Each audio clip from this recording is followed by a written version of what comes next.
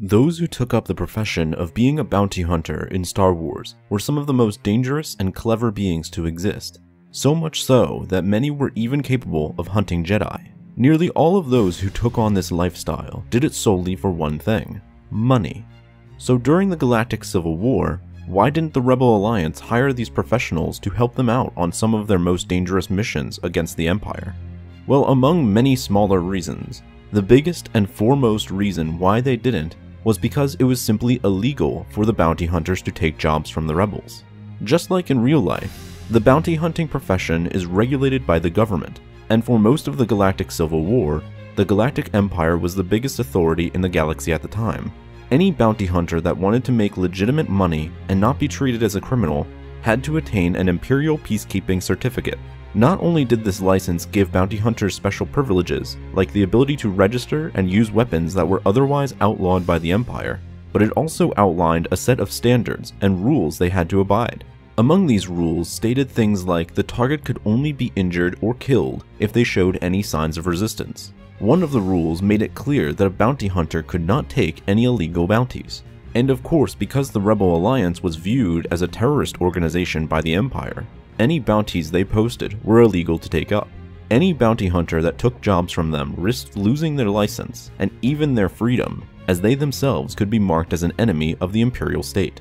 Also, without the license, much of the bounty hunters' ability to spend their money would be quite limited, as the license itself legitimized their earnings as if they were from any other valid profession. Without it, however, the credits they earned would have been illegal and subject to investigation by the Imperial Taxation Bureau if they ever tried to spend it anywhere inside the heavily regulated and surveillanced core world markets. So of course bounty hunters, being the self-centered individuals they usually were, weren't going to risk these privileges by taking up bounties from a rebellion most of them didn't even care for. But even with legal reasons aside, the Rebel Alliance itself was hesitant in hiring bounty hunters for missions.